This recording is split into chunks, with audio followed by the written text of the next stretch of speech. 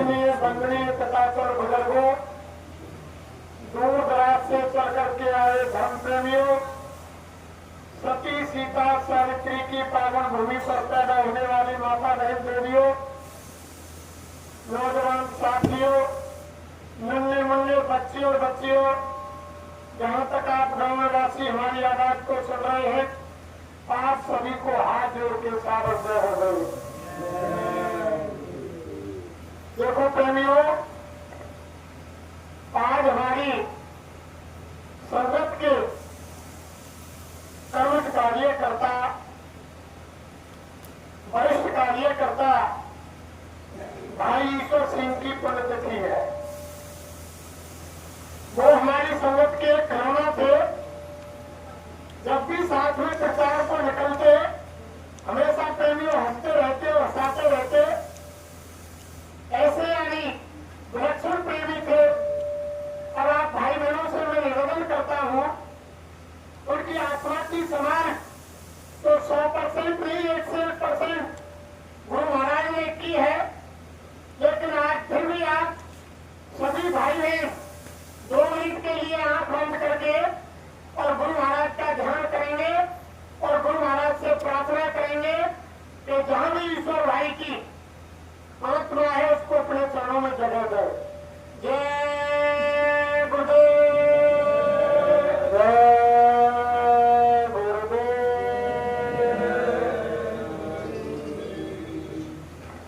देखो प्रेमियों,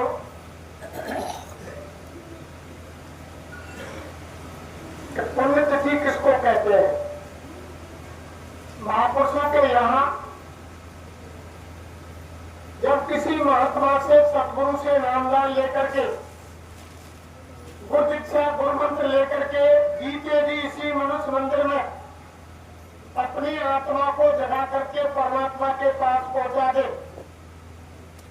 और जब अंत में इस शरीर को छोड़ करके अपने निज घर सच्चे घर आत्मा चली जाए, उस दिन को कहते हैं प्रेमियों पुण्यतिथि।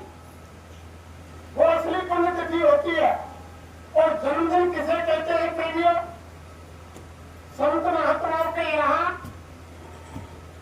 जब हमारी चाहे उम्र 20 वर्ष, 30 वर्ष, 40 वर्ष, 60 वर्ष, 100 वर्ष हो गई, और जब तक हम महात्माओं के सानिध्य में नहीं रहे, यानी कोई पूरे गुरु की खोज नहीं की, सच्चे महापुरुष नहीं मिले, तब तक हमारा जन्म नहीं हुआ प्रेमियों। ये मनुष्य शरीर अकाल जा रहा है। और जिस दिन उस मालिक की दया से हमें पूरे सतगुरु महात्मा मिल गए और उनके सानिध्य में जाकर के उन्होंने जीते जी भगवान से मिलने का रास्ता, वो नामवान गुरुमंत्र यानी वो दीक्षा दे दी, उस दिन को कहते हैं यानी जन्म। असली जन्मदिन उस समय होता है प्रेमियों, जब महात्मा मिल जाते हैं। और महात्मा मिलने के बाद जब हम उनसे रास्ता ले लेते हैं भगवान से मिलने का, वो असली जन्मदिन होता है। और हमारे घरों में क्या केक काट दिया, दीपक मोमबत्ती बुझा दी, उसको कहते हैं जन्मदिन। वो जन्मदिन होता है प्रेमियों।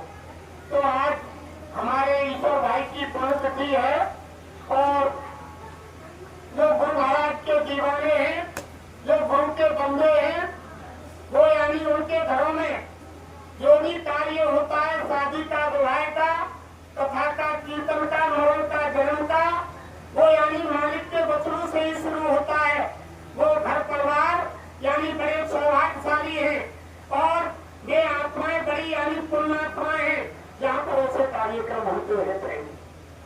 तो आज का दिन यानी जो मालिक की चर्चा होने जा रही है प्रेमियों, हमारे ईश्वर भाई की पुण्यतिथि के समय पर, देखो प्रेमियों, ना तो हम कोई संत में महात्मा है, ना हम कोई ज्ञानी, ना हम कोई विज्ञानी है, ना हम कोई विद्वानी, ना हम कोई वक्ता है। हम तो हमारे गुरु महाराज के पार्टी ग्रुप इनके भाई हैं, इनके सेवक हैं। इन्होंने अपने प्रेमियों को आदेश दिया कि बच्चा मेरा संदेश गांव, नगर, झोपड़ी, कस्बा, झुग्गी, शहर, धानी धानी में जाकर के सुना दो। गुरु महाराज ने कहा आने वाले खराब समय में कोई भी बंदा ये ना कहे कि बाबा जोगेश्वर जी महाराज का संदेश हमने नहीं सुना।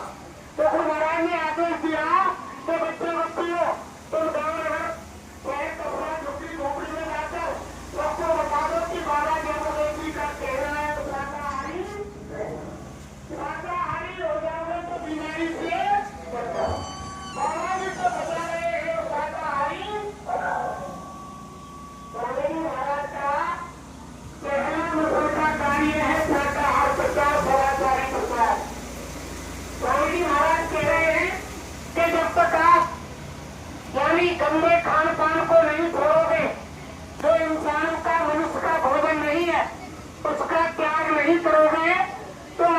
समझ में कभी भी नहीं आएगा कि भगवान कौन है, गुरु कौन है, माँ कौन है, बाप कौन है, यानी बुजुर्ग क्या है, कोई भी बात समझ में जब तक नहीं आएगी, जब तक आप शुद्ध आहार नहीं करेंगे, यानी मांस मछली अंडे शराब का त्याग नहीं करेंगे, तब तक आपकी समझ में नहीं आएगा कि गुरु कौन होता है, भगवान कौन होता है, माँ क्या होती है, बाप क्या होता है, बुजुर्ग क्या होते हैं।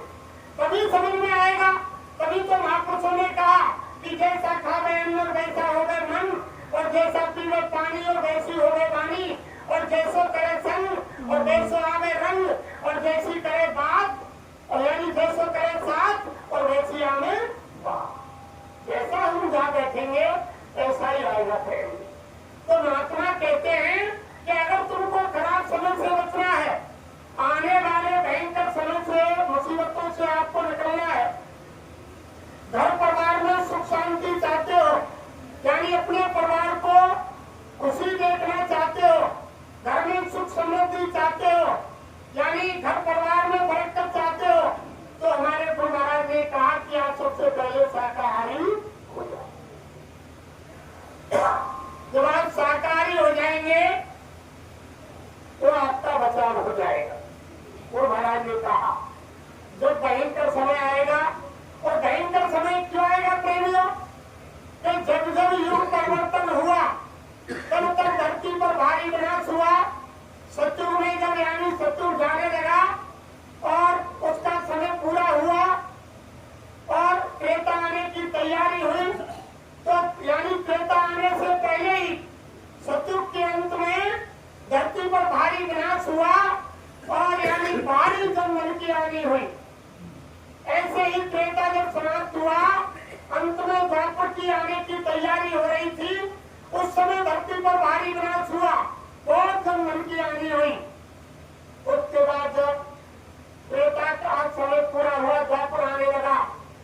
जब द्वापर आने की तैयारी हुई तो त्रेता के अंत में भी भारी विनाश हुआ, और जब द्वापर का यानी अंत हो गया और जब द्वापर यानी खत्म होने लगा, तो उस समय भी द्वापर के अंत में यानी धरती पर भारी विनाश हुआ, जब जाकर के धरती पर कलयुग का पदार्पण हुआ। ऐसे हमारे गुरु महाराज कह रहे हैं कि कलयुग में कुछ हजार वर्ष के लिए कलयुग जाएगा, और कलयुग में ही कुछ हजार वर्ष के लिए सत्युग आएगा।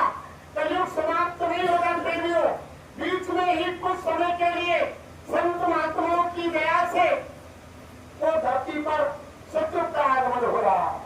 जब कलयुग जाएगा और धरती पर सत्युग आएगा प्रेमियों, तो भारी विनाश होगा, क्योंकि हमारी रामायण कह रही है कि सत्युग सदयोगी विज्ञानी और कर हर ध्यान करे भक्तानी, यानी सत्युग के अंदर सभी यानी ज्ञानी ध्यानी होंगे।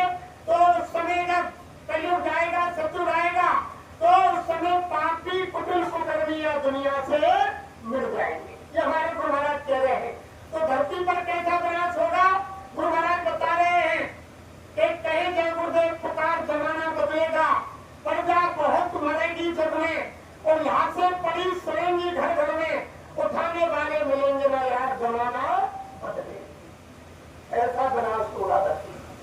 स्वयं महाराज कह रहे हैं, गुरु महाराज ने बताया कि पहले समय में त्रेता के अंदर, सतयुग के अंदर एक हिरण्यकश्यप और एक हिरण्याक्ष था, तो एक भगवान को आना पड़ा, और त्रेता के अंदर एक रावण और एक मेघनाथ था, एक कुंभकर्ण था, तो एक राम को आना पड़ा। द्वापर के अंदर एक दुर्योधन और एक कंस था, तो धरती पर एक कृष्ण को आना पड़ा।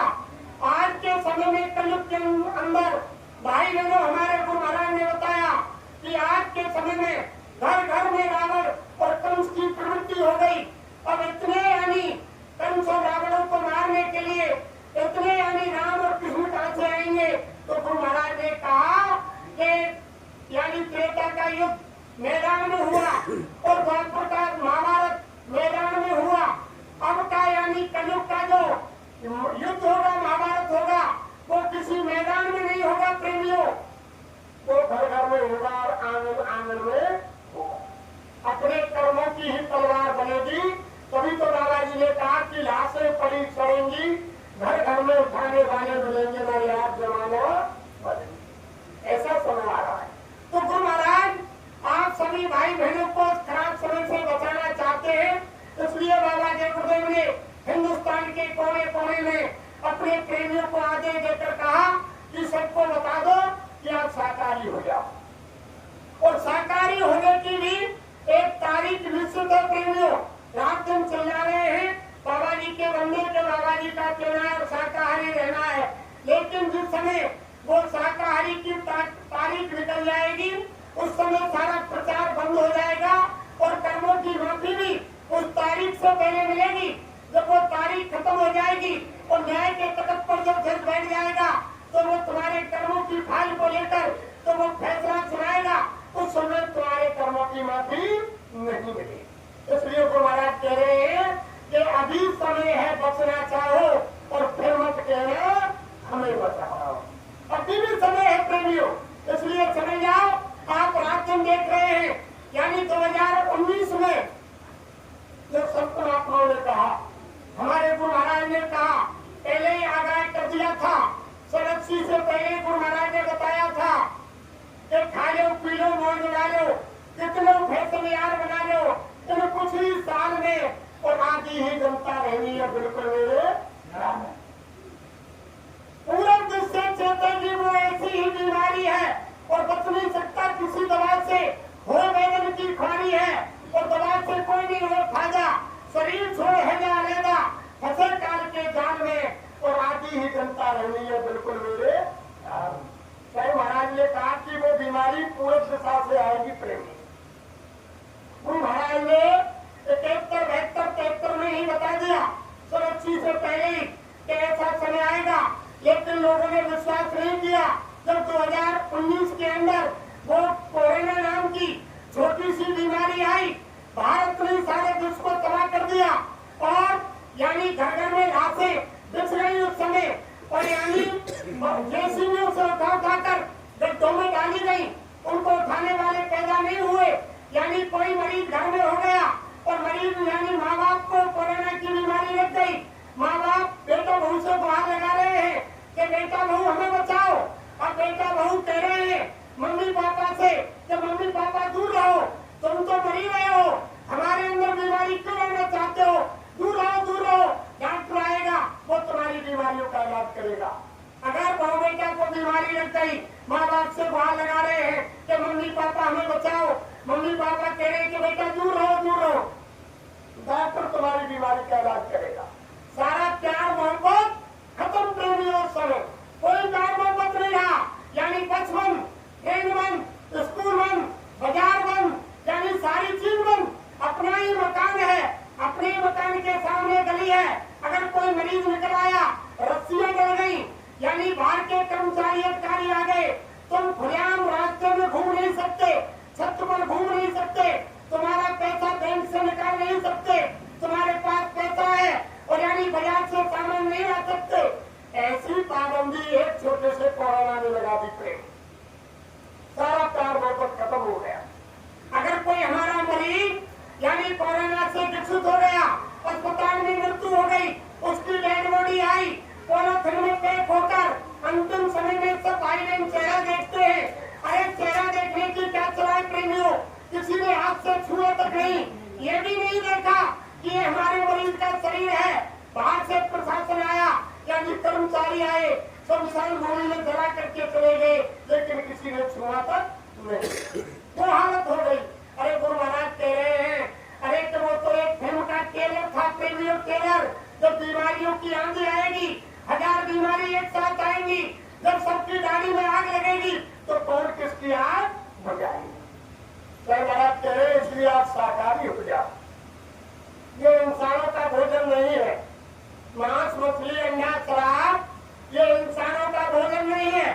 कोई धर्मशास्त्र नहीं कहता कि तुम मांस खाओ, शराब पियो, अंडा खाओ, मछली खाओ। सब धर्मशास्त्र यही कह रहे हैं कि तिलवर मच्छी खाए के और कोट गऊ दे दान और काशी करवट ले मरा निश्चय नरक निदान। वैसा धीमर और शिकारी नृत्य से और मांसाहारी इनका भोजन करें जो संता और साधन भजन को है जा मांसाहारी मानवा प्रत्यक्ष राक्षस और इनकी संगत जो कहे पर भजन में सीधा बात ने कहा। रामायण है नहीं। यानी गंगाजल में अगर शराब बनाई जाए, महान लोग उसको पीने की क्या चलाए, छूते तक नहीं है। सब जितने भी धर्मशास्त्र है, जितने भी महात्मा है, जितने भी भगवान है, भगवान राम 14 वर्ष तक वनवास में रहे प्रेमियों, 14 साल वन में रहे। उन्होंने अपने पेट की अग्नि को शांत करने के लिए कभी किसी जीव की हिंसा नहीं की। भगवान राम ने कंदमूल फल, ऊपर के फल खा करके 14 वर्ष जंगल में निकाले। और भगवान कृष्ण यानी माखन मछली दूध भी खाया। कभी भगवान कृष्ण ने शराब नहीं पी, मांस नहीं खाया, अंडा नहीं खाया। कोई देवी देवता यानी भगवान हनुमान ने कभी भी शराब नहीं पी, कभी मांस नहीं खाया। महावीर स्वामी यानी बौद्ध भगवान, किसी ने सब धर्मशास्त्रों में लिखा हुआ है, किसी ने न मांस खाया, न शराब पिया, न अंडा खाया, न मछली खाई। अरे प्रेमियों, हमारे गुरु महाराज कह रहे हैं, अगर तुम भगवान राम को मानते हो तो भगवान राम शाकाहारी थे, तुम उन्हीं को देख करके शाकाहारी हो जाओ। अगर तुम भगवान कृष्ण को मानते हो, भगवान महावीर को मानते हो, भगवान बौद्ध को मानते हो, हनुमान जी महाराज को मानते हो, किसी देवी देवता को मानते हो, उन्हीं को यानी देख करके आप शाकाहारी हो जाओ। जबकि हमारे भगवान देवी देवता सभी शाकाहारी है, तो आप हमको भी शाकाहारी होना चाहिए। अरे प्रेमियों, महात्मा कहते हैं कि मनुष्य तोते तो पशु मीठ। अरे मनुष्य, तुमसे तो जानवर अच्छा है, आप हमसे तो जानवर अच्छा है। और कहनो माने मालिक को कभी न लागे ठीक, मनुष्य तोते तो पशु मीठ। आपने देखा जब बैल गाड़ी में हलवे चलते थे, तो उस समय जब मालिक खड़ा होकर के बैलों के पास पहुंचता, उसी समय यानी वो जान जाते कि मेरा मालिक मुझसे काम लेने के लिए आया है, यानी तुरंत खड़े हो जाते थे। आज भी आप देख लो, जब हमारी माता बहन देवियां शाम को सुबह गाय भैंस का दूध लेने जाती है, तो देख करके तो दूध निकालने आई है, यानी तुरंत गाय भैंस खड़ी हो जाती है। यानी इतना जानता है पशु, वो मालिक के सम्मान करता है कि मैं इसका अन्न पानी खाता हूँ। लेकिन मनुष्य कोई बात नहीं समझता। अगर जानवर के चारे के अंदर कोई मांस का टुकड़ा डाल दिया जाए, कोई कुत्ता बिल्ली टट्टी पेशाब कर जाए, चारे के अंदर 5 किलो दाना डालो, वो शाकाहारी जानवर सूंघकर अलग खड़ा हो जाएगा, उसमें प्रेमियों मुंह नहीं मारेगा। वो जानता है कि वत्स क्या है, वत्स क्या है। और हम आप नहीं जान रहे हैं, यानी उनके अंदर 4 तत्व है। यानी गाय के अंदर, बैल के अंदर, गधा के अंदर, घोड़ा के अंदर 4 तत्व है। मनुष्य के अंदर पूरे 5 तत्व है। बुद्धि, विवेक है, ज्ञान है, फिर भी नहीं समझ रहा है। और जानवर जान रहा है कि चारे में गलत चीज है, सुनकर खड़ा हो जाता है, मुंह नहीं मारता है। लेकिन आप कभी नहीं सोच रहे हैं कि क्या खाना है, क्या भक्ष है, क्या रक्ष है। आप यानी यथार्थ खाए पिए जा रहे हैं। अरे गुरु महाराज ने कहा, अरे बच्चों, जब तुम्हारी उंगली कट जाती है तो तुमको कितना दर्द होता है। जब तुम्हारे बेटे को कोई मारता है, पीटता है, तो तुमको कितना दर्द होता है। जब तुम किसी जीव को यानी काटोगे, मारोगे, क्या उसको दर्द नहीं होगा। अरे छोड़ देते हो उस भोजन को। गुरु महाराज ने कहा कि छोड़ देते हो उस भोजन को जिस भोजन में आ जाता बाढ़ है। और यानी मांस, मछली, अंडा जो खाते हैं वो भी तो किसी माँ का लाभ है। अरे किसी माता बहन देविया का दाल सब्जी में आ गया, रोटी में निकल आया, यानी वो सब्जी और रोटी को तुरंत आप त्याग कर देंगे कि इसमें बाल निकल आया, ये सब्जी खराब हो गई, ये रोटी खराब हो गई। अरे महात्मा कहते हैं एक बाल के आने से खाना खराब हो गया, और पुर्तमंडा मछली और यानी खराब मीट को आप डायरेक्ट खा रहे हो, सीधे खा रहे हो, वो भी तो किसी माँ के लाल है, आप क्यों नहीं दया कर रहे हो। तो आप सभी भाई बहनों से गुरु महाराज की हाथ जोड़ करके विनती प्रार्थना है कि बाबा जय गुरुदेव जी की अर्जी है और आगे आपकी सारी चीज प्रेमियों, ये कैमरे में भीड़ हो रही है। आप ये मत समझो कि हम जो भी कर्म कर रहे हैं वो लिखा नहीं जा रहा है, उसकी सीढ़ी नहीं बन रही है। तभी तो कहा है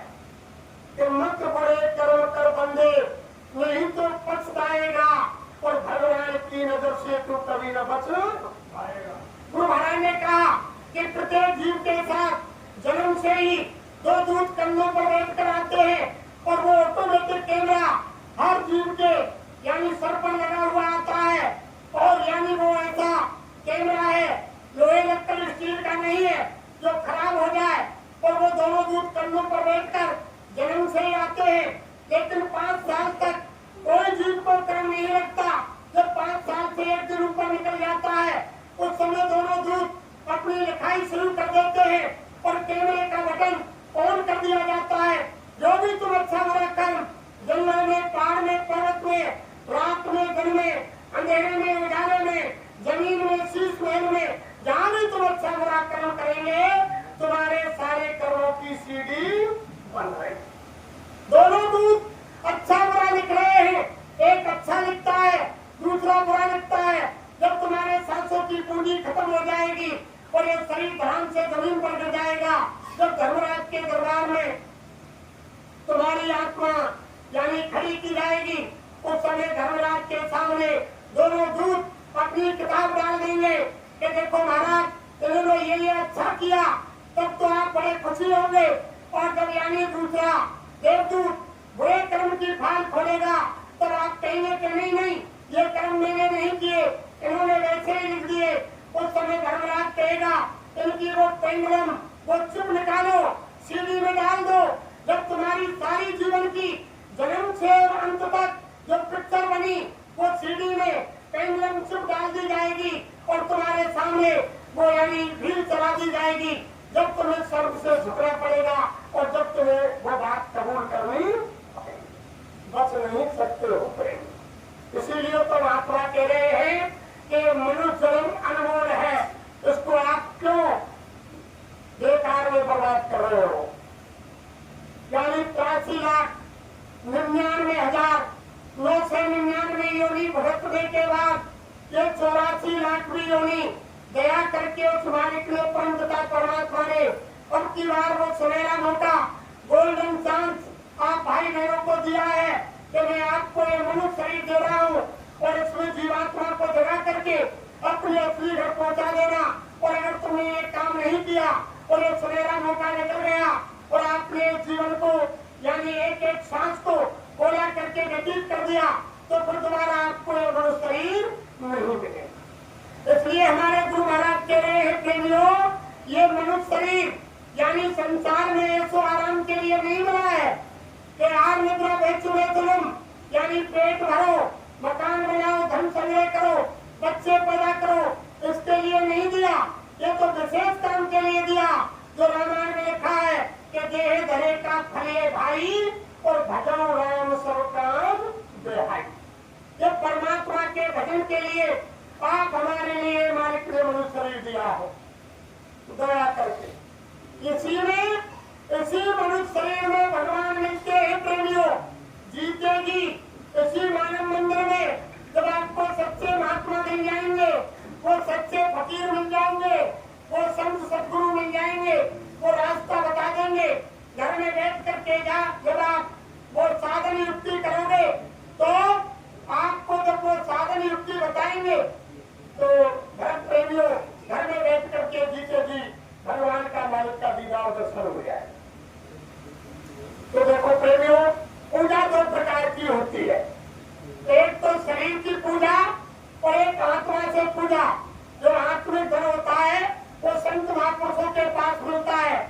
आत्मा की पूजा से इसी मनुष्य मंदिर में जीते जी भगवान का, देवी का, दुर्गा का, भैरव का, भूमिया का, राम का, कृष्ण का जीते जी दर्शन होता है। और जो भारी पूजा होती है हम तुम शरीर से करते हैं कि मंदिर में चले गए, फूल पत्ती चढ़ाए, जल चढ़ा दिया और यानी टीका चिन्ह लगा दिया, हाथ जोड़ दिया, पूजा हो गई, वो शारीरिक पूजा है। शारीरिक पूजा से भगवान का दीदार दर्शन नहीं होता है प्रेमियों। जब तक आत्मिक पूजा नहीं करेंगे तब तक भगवान का दीदार दर्शन नहीं होगा। जब आत्मिक पूजा आप रास्ता लेकर करेंगे, यानी असली पूजा तो वही है जिस पूजा के करने से देवी का, भगवान का, दुर्गा का, राम का, कृष्ण का, हनुमान का जब तक दर्शन इस मनुष्य मंदिर में नहीं होगा तो आपकी पूजा नहीं। तभी सबकी पूजा है। श्री राम भगत यानी इसीलिए भगवान ने यहाँ भेजा है। हम अपने माँ के घर में वादा भी किया है, यानी हम अपने भगवान के घर में वादा भी किया है प्रेमियों। जिस समय आप हम माँ के घर के अंदर थे, उल्टे टंगे हुए थे, सिर नीचे को था, पैर ऊपर को थे, उस समय माँ की जठराग्नि में जल रहे थे। माँ के मलमूत्र की बदबू, माँ जैसा ठंडा गर्म चटपटा का खाना खा रही थी, उसकी वेदना, और कई झिल्लियों में बंद थे, और हमारे चारों तरफ आंख कान मुंह में वो बदबूदार तरल पदार्थ भरा हुआ था, उसकी वेदना। लेकिन मालिक की आवाज और मालिक का प्रकाश माँ के गर्भ में आ रहा था, उसी के सारे टिके हुए थे। कई जन्मों की याद थी, और उस समय जब हमारे लिए वेदना हो रही थी, जो यानी रामायण में गोसाई महाराज ने लिखा है कि जन्म मत मरत दुसरे दुखो होई। जब जीव जन्म लेता है, असहनीय पीड़ा होती है, उसका वर्णन नहीं कर सकते। जब जीव दुनिया से जाता है, तो शरीर को खाली करता है, तब भी असहनीय पीड़ा होती है। दोनों अवस्था अबोध होती है, उस समय आप कुछ बता नहीं सकते। बच्चा भी अबोध होता है, और जब शरीर से आत्मा निकलती है, जब भी सारी इंद्रियां शुद्ध हो जाती हैं, उस समय के लिए गुरु महाराज ने बताया कि जब बच्चा जन्म लेता है, उस समय इतना दर्द होता है, इतना दर्द कि किसी भाई बहन को एक बिच्छू ने काटा हो, एक बिच्छू के काटने से कितनी पीड़ा होती है, ऐसे ही यानी 1000 बिच्छुओं ने एक साथ डंक मारा हो, इतना दर्द जीव को जन्म लेने पर होता है। और मरने पर कितना होता है, महात्माओं ने बताया, मरने पर इतना दर्द होता है कि देखो प्रेमियों, जब आत्मा शरीर से बाहर की जाती है, तो किसी भाई बहन के आंसू निकल जाते हैं, किसी भाई बहन के टट्टी पेशाब निकल जाते हैं। जब खेचातानी होती है उस समय, तो महात्माओं ने बताया, गुरु महाराज ने बताया कि इतना दर्द होता है जैसे करेल की झाड़ी, यानी कितनी होती है, नुकीले कांटे होते हैं करेल के, और उस करेल की झाड़ी को मुंह में होकर डाल के और गोदाम में होकर खींचा जाए, या गोदाम में डाल के मुंह में होकर निकाला जाए, कितना दर्द होगा। इतना दर्द जीव को इस शरीर को छोड़ने में होता है, इतनी असहनीय पीड़ा होती है। तभी गोसाई महाराज ने लिखा कि जन्म मत मरत दुसरे दुखो। तो प्रेमियों, हम अपने माँ के गर्भ में जब उनके टंगे हुए थे, यानी असहनीय पीड़ा हो रही थी, उस समय इस मालिक से प्रार्थना की, जो गोसाई महाराज ने लिखा है कि दीन दयाल देव संभारी, हरो नाथ मन संकट। हे दीनों के दयाल, हे दीननाथ, हे दयालु, हे कृपालु, तू मुझ पर दया कर। उस समय कई जन्मों की याद थी हमको, माँ के गर्भ में भगवान की आवाज आ रही थी, भगवान का प्रकाश आ रहा था, उसी के सारे माँ के गर्भ में टिके हुए थे। उस समय जब यात्रा के कारण हमने भगवान को याद किया, कहते हैं महात्माओं ने लिखा कि दुख में सिमरन सब करे, और सुख में करे न कोई, और जो सुख में सिमरन करे तो दुख का जब दुख पड़ा माँ के गर्भ के अंदर, तब हमने भगवान को याद किया। जब संसार में बाहर आ गए, 108 में डूब गए, भगवान को याद ही नहीं किया। तो महात्माओं ने कहा कि सब दुख में स्मरण करते हैं। तो माँ के गर्भ में जब स्मरण किया, उस समय भगवान से वादा किया, हे दयालु, हे दीननाथ, हे कृपालु, हे मालिक, तू अब की बार मुझ पर दया कर, तू मुझे इस काल कोठरी, इस घोर नरक से जल्दी बाहर निकाल। और अब की बार तो मैं भूल गया, लेकिन अब नहीं भूलूंगा। जमीन पर जाते ही 24 घंटे कोई काम नहीं करूंगा। जो गोसाई महाराज ने रामायण में लिख दिया। जीव ने क्या कहा कि अब प्रभु कृपा करो यही भांति, और सब तज भजन करूं तेरे राती। सबने वादा किया प्रेमियों, हिंदुओं, मुसलमानों, सिखों, ईसाइयों, ब्राह्मणों, क्षत्रियों, वैश्यों, शूद्रों, कोई कौम, कौमियत, कोई धर्म, कोई मजहब हो, सबने माँ के गर्भ के अंदर, जिन्होंने माँ के गर्भ से जन्म लिया, उन्होंने वादा किया। यानी हिंदुओं ने कहा, उस समय तो कोई जाति धर्म था ही, माँ के गर्भ के अंदर जब आप नंगे पड़े हुए थे, ना आप मुसलमान थे, ना आप हिंदू थे, ना सिख थे, ना ईसाई थे, ना ब्राह्मण थे, ना क्षत्रिय थे, ना वैश्य थे, ना शूद्र थे, जो जाति धर्म में आपने जन्म ले लिया उसी जाति के आप बन गए। माँ के गर्भ में कोई जाति नहीं थी। सबने वादा किया कि मैं भगवान का भजन, खुदा की इबादत, वाहेगुरु का यानी ध्यान और यानी उस गॉड की प्रार्थना करूंगा। तू मुझे इस काल कोठरी से जल्दी बाहर। अरे प्रेमियों, बाहर आते ही जैसे जीव बाहर आया, माँ के गर्भ से बाहर आते ही माया की छाया ने दबोचा और माया की छाया के दबोचते ही यानी वादे को भूल गया। तब गोसाई महाराज ने क्या लिखा कि पड़े घूम लो जागर पानी और जिन जी गई माया लिपटा दी। माँ के गर्भ से बच्चा आया, माँ के गर्भ में याद थी कि मैं 24 घंटे भजन करूंगा, वादा किया, लेकिन जमीन पर आते ही और भगवान से जो वादा किया उसको भूल गया। प्रेमी जमीन पर आते ही भूल गया। माया की छाया ने दबोच लिया।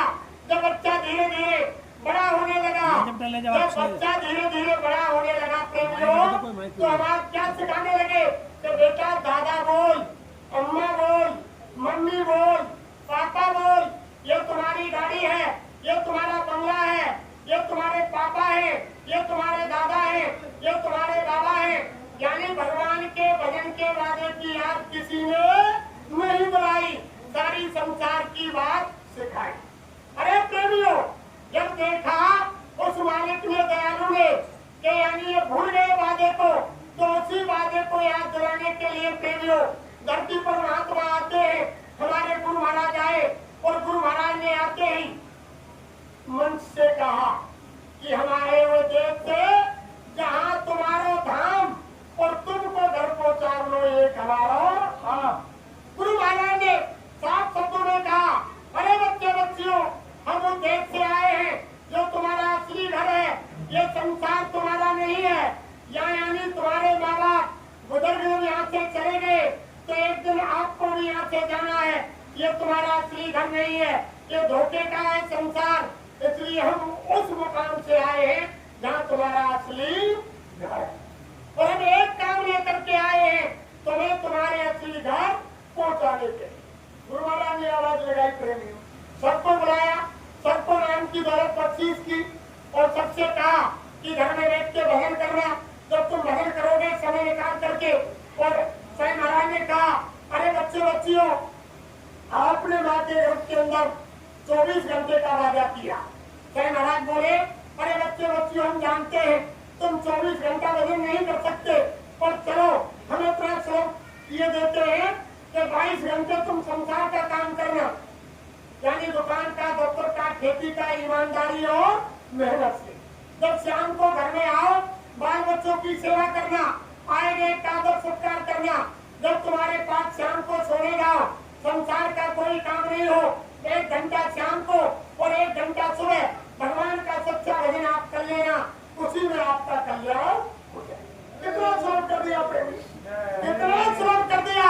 24 घंटे का आप हमने वादा किया, महात्माओं ने कितना श्लोक कर दिया कि 22 घंटे संसार के काम करो, मात्र 2 घंटे मुझे दे दो। फिर भी हम आप नहीं कर रहे। फिर भी गुरु महाराज ने क्या कहा, और एक प्रेमी आए और जब सत्संग समाप्त हुआ, ऐसे गुरु महाराज ने कहा कि 1 घंटा सुबह 1 घंटा शाम को कर। तो एक प्रेमी ने आकर कहा, सत्संग समाप्त हुआ, पटिया में गया कि गुरु महाराज आप भजन की कह रहे हो, मैंने नामदान भी ले लिया लेकिन उसको भजन को समय नहीं मिलता है। तो साईं महाराज ने कहा कि बच्चा क्या करते हो? कि ऑफिस में दफ्तर में काम करता हूँ हजूर। अरे तो तुम काम करके कितने बजे आते हो? कि हजूर रात के 10 बजे आता हूँ। फिर क्या करते हो? क्या करके खाना खाता हूँ, फिर रात को सो जाता हूँ, फिर सुबह क्या करते हो?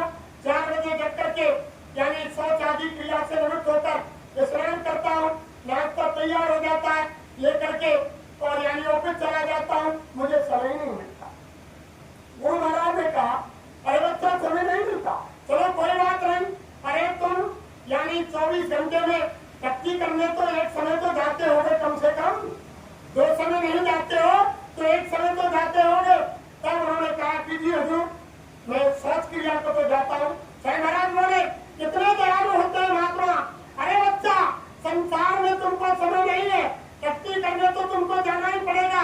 एक तरफ लेट में बैठ के आप यानी पाखाने त्याग करो, दूसरी तरफ आंख कान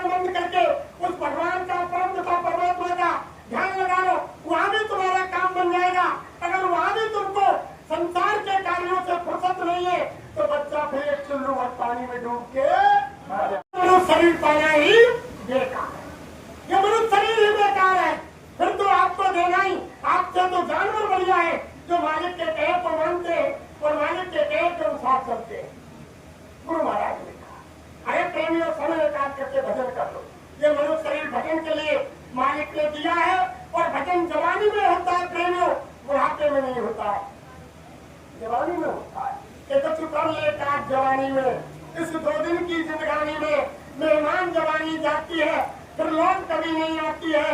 रे मूड से मुझको देना किसके और तो कर ले काट जवानी में, इस 2 दिन की बड़े भाग से नर्तन पाई है, सौभाग्य जवानी आई है और भगवान इसी में मिलते हैं।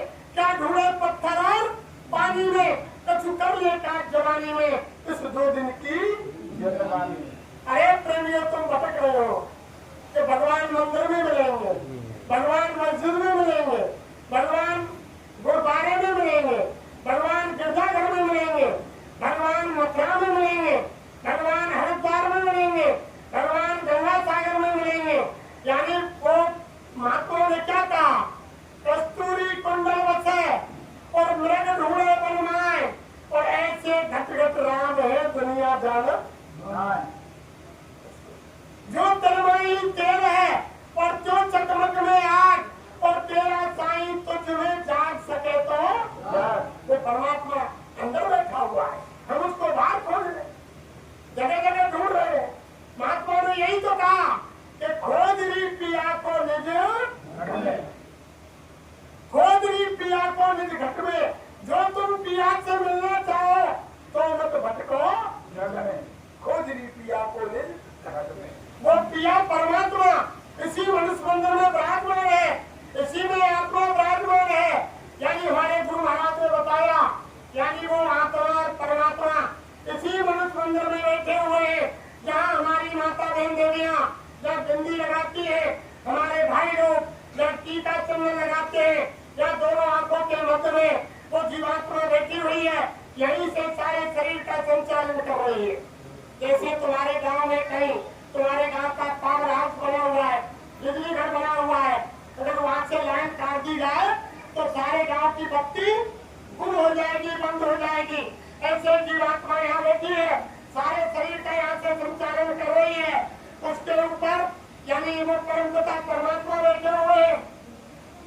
आत्मा और परमात्मा दोनों के बीच में एक आड़, एक दीवार, एक पर्दा है। इधर परमात्मा है और उधर आत्मा है। लेकिन जो सच्चे महात्मा वो खोली भेदी पुरुष मिल जाएंगे, बीच का पर्दा हटा देंगे, वो दीवार हटा देंगे, तो आत्मा का और परमात्मा का दीदार दर्शन तभी कहा है, आत्मा से परमात्मा और परमात्मा से परम। जब परमात्मा का दर्शन होगा, हम आप खोज रहे हैं। अरे देखो महात्मा ने क्या कहा, आगे हम बोलेंगे बाद में आप बोलेंगे। जय